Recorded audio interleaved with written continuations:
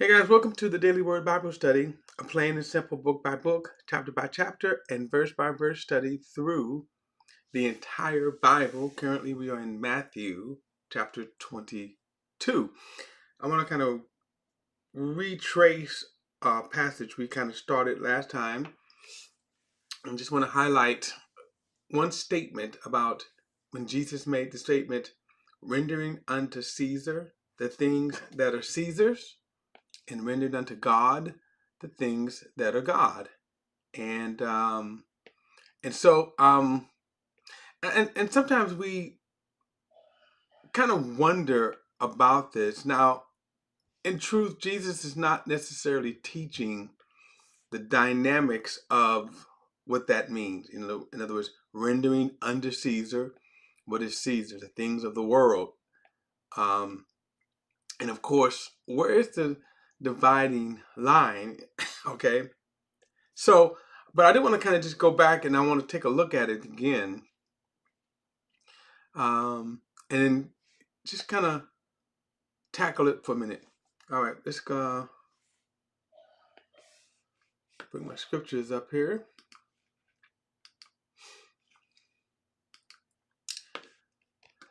All right.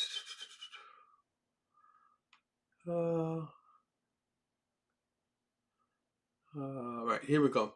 Verse 15 again. It says, Then the Pharisees went and plotted how to trap him by what he said. Okay. And they sent their disciples to him with the Herodians. Teacher, they said, we know that you are truthful and teach truthfully the way of God. You defer to no one, for you do not show partiality. Now, of course, this sounds good, but and of course, they probably thinking Jesus is, believing their hypocrisy. Because as they are speaking this, they're not practicing the very thing that they're talking about, which also speaks to their guilt. They show partiality. And if they're saying, now get this, if they're saying, we know that you are truthful and then teach truthfully the way of God, if this is their confession, then why aren't they following him? See, why aren't they believing his preaching and his teachings? In other words, this statement itself condemns them because they acknowledge, we know you're truthful and you teach truthfully the way of God. So if that's true, then everything that he said about them, shouldn't they be repenting? So he says, you defer to no one and you don't show partiality. Now, tell us therefore what you think. Is it lawful to pay taxes to Caesar or not? Now, again, this was, of course, a trap that they were stupid enough to think that Jesus was stupid enough to fall for their trap. So if Jesus had said, no, don't pay taxes. And really, if you think about it, other than the zealots at the time, you had groups, they were called zealots. They were kind of a militant faction that resisted and fought against the tyranny of Rome. Now, Barabbas, and we will later come to know him, Barabbas was believed to be a zealot. That he calls it insurrection, committed murder. Which is, by the way, this is one of the things that the Pharisees were all, Rome, and also the Pharisees, the Sanhedrin, always, they hated this because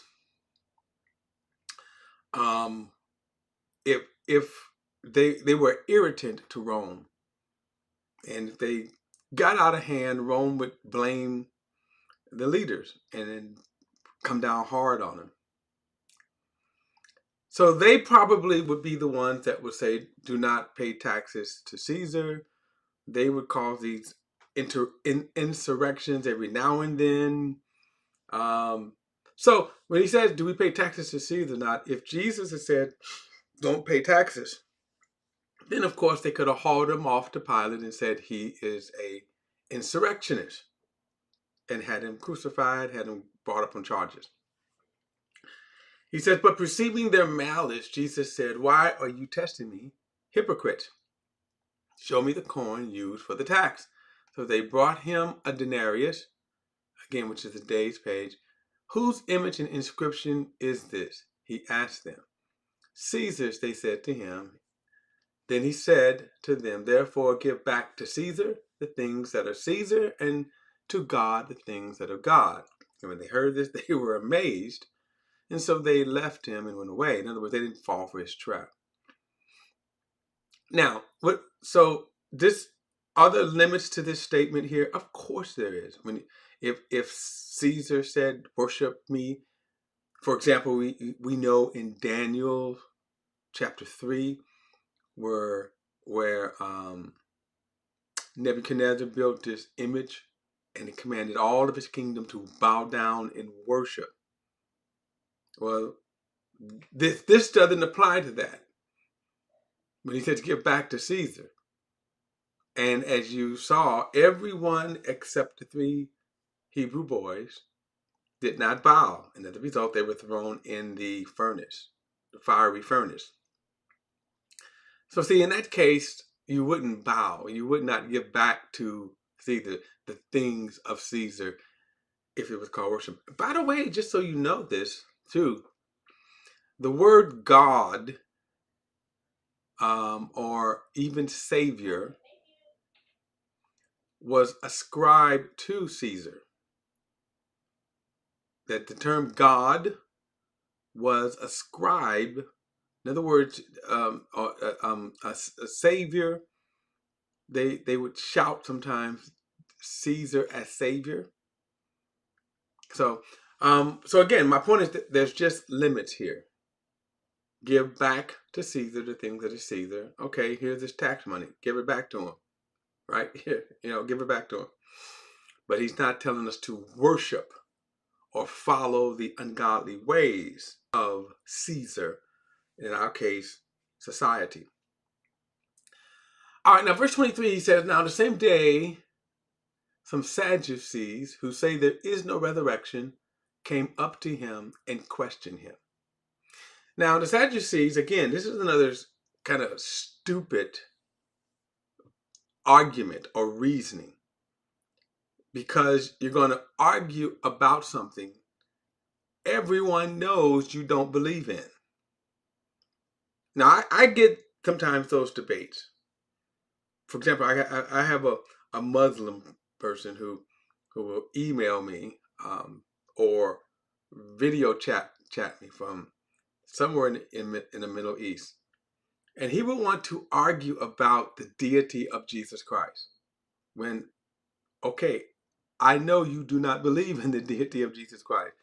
And I say to him, so why are you arguing about it when you do not believe it? In other words, there's no argument that I can make. You start off the point that you don't believe in it. Now, the Sadducees were a part of the Sanhedrin. They were part of the group that Rome installed over time. The Sadducees and the Pharisees, they came along about 160, somewhere around that time, years before Christ. Not long after the rise of the Roman Empire. But they were these groups, the Sadducees, Herod's kingdom, and they were installed, again, to keep Israel in line. The Sadducees were part of the religious faction. Now, the difference between the Sadducees and the Pharisees, that the Pharisees, even though they were smaller in number, they were more, they held more strictly to the Old Testament law. Okay, even though they were hypocrites, even though they wasn't following, but they certainly held to the more strict part or section of the Old Testament law. Now, the Sadducees, on the other hand, they were large in number, but they were less influential. In other words, the Pharisees held more influence They were more prominent. And here I wanted to think about the Sadducees. They had this crazy belief where they accepted the law of Moses, but notice he said they don't believe that there is a resurrection. I don't believe they believe in angels, which is kind of weird, since if you hold to the law, if you believe in the law, and the law certainly says that it was given by angels, right? So again, these were groups, and they certainly reflect modern day religion. That if you look at the Sadducees would say that they would kind of represent the more progressive arm of, let's say, Christianity today. And then the Pharisees would represent more of the conservative side. But both are hypocritical. Like when you think about the evangelicals today, and then their support for 47, you see that that is exactly a pharisaical gesture. Now, the Sadducees were more progressive, you could say. They were more progressive. Not only just liberal, but progressive, because notice they didn't believe in the resurrection. Then what is it that how can you hold to that truth, right? So then he said, verse 24, teacher, Moses said, if a man dies, having no children, his brother is to marry his wife and raise up offspring for his brother. Now, this is one of the most perplexing cultures that made its way into the law. So if you go back even under Abraham, the sons of Abraham, and there's this event where Judah had broken away, and he had this maybe some almost 20 years where he was away from his family. He went out and he was doing his own thing. And this is where you see Tamar come into play. That Tamar had married his son. And then what happened is that when the son died, then his son died. So the custom was that if he died with no children, so if a man died and he did not have a son to carry on the name, then somebody came up with this. I don't know where it came up, but somebody would then come in.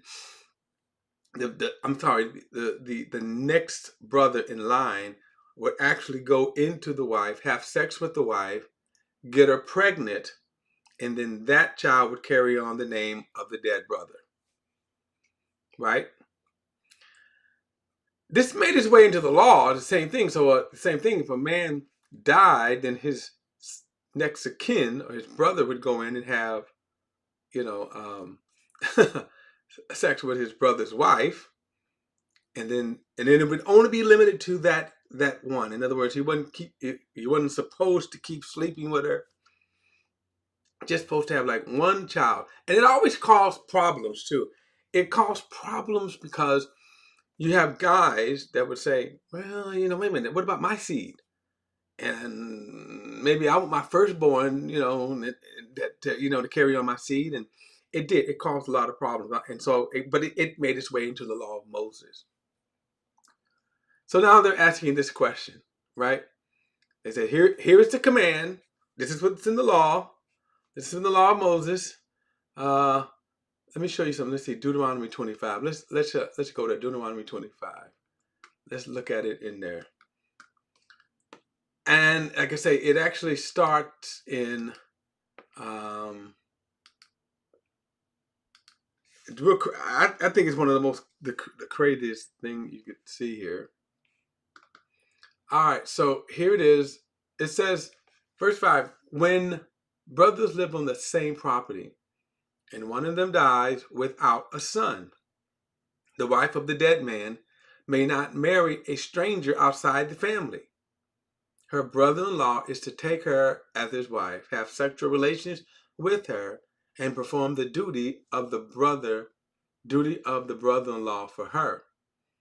The first son she bears will carry on the name of the dead brother, so his name will not be blotted out from Israel. But if the man doesn't want to marry his sister-in-law, she must go to the elders at the city gate and say, my brother-in-law refuses to preserve his brother's name in Israel. He isn't willing to perform the duty of the brother-in-law for me. The elders of the cities will summon him and speak with him. And if he persists and says, I do not want to marry her, then his sister-in-law will go up to him in the sight of the elders, remove his sandal from his foot, spit in his face. Then she will declare, this is what is done to the man who will not build up his brother's house, and his family name in Israel will be called the house of the man whose sandals was removed. So again, strange law here. Strange law. So this is what they're asking him. That's what they're citing. So then here is their gotcha, right? Their gotcha question. He says, now there were 7 brothers among us. The first got married and died. Having no offspring, he left his wife to his brother. The same happened to the second, also the third, and so on, and all the 7. Then last of all, the woman died, and in the resurrection, which they don't believe in, therefore whose wife will she be of the 7? For they all had married her. So, right? And then you can probably see them high-fiving each other. And Jesus answered, you are deceived, because you do not know the scriptures or the power of God. For in the resurrection they neither marry nor are given in marriage, but are like the angels in heaven. Now concerning the resurrection of the dead, haven't you read what was spoken to you by God?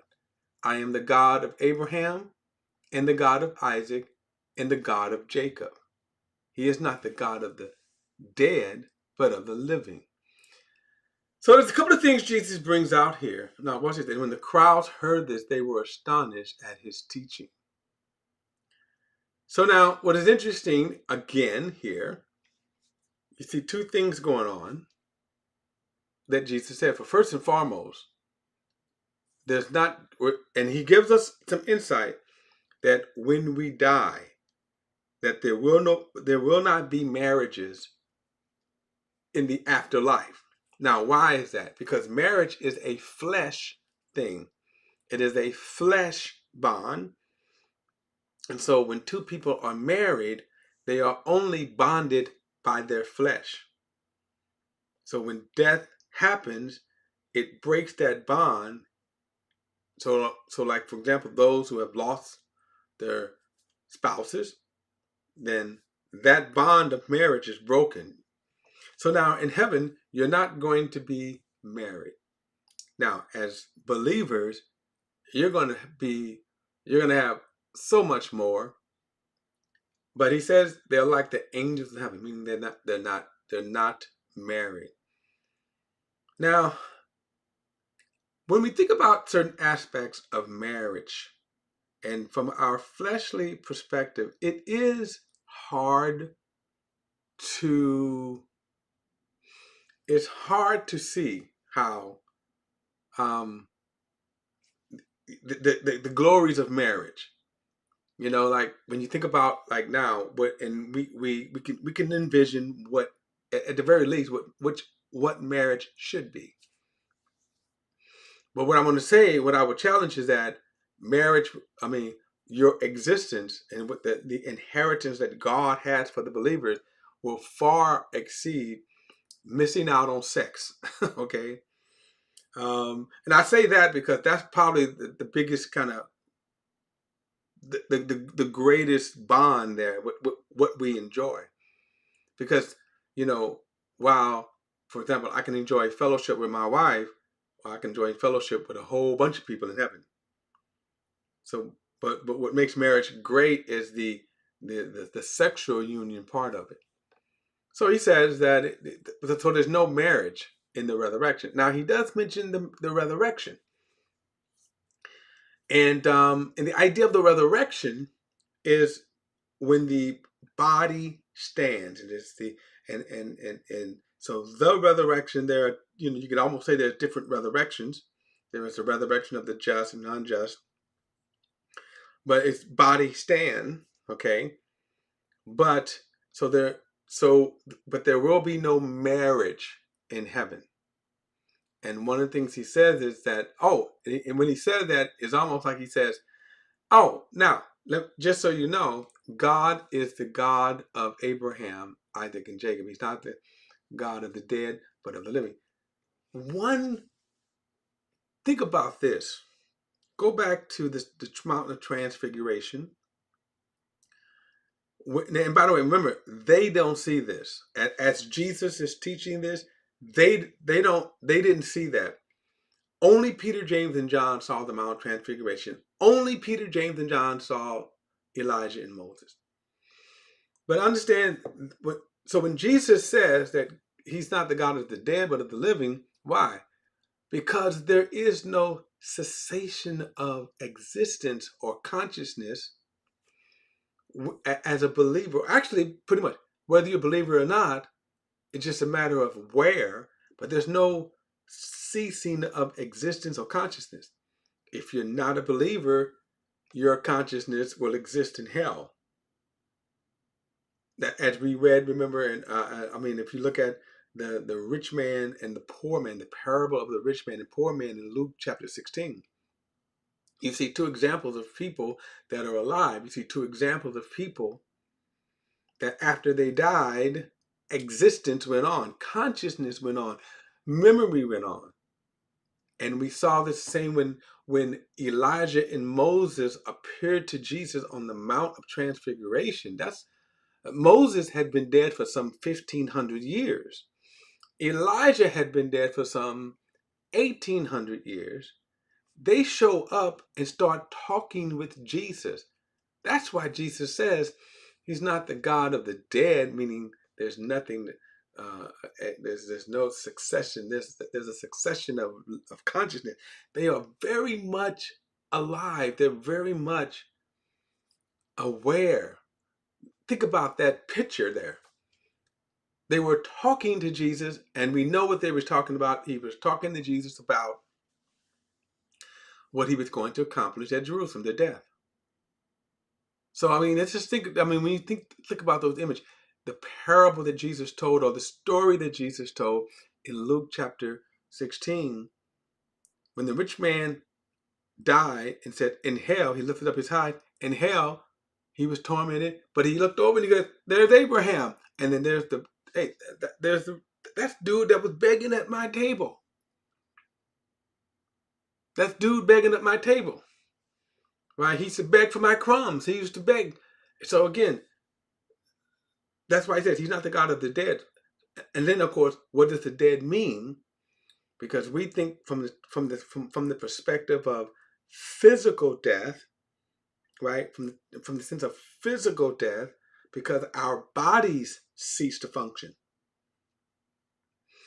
When Adam ate of the fruit, we spiritually died, which means, but Adam lived 930 years later, but we spiritually died. Meaning that we were separated from God. When we physically die, our spirits are separated from our bodies. And that our spirits are separated from our bodies, however, our spirits continue. So he says, this is why he says then, you guys are deceived because you don't know the scriptures or the power of God.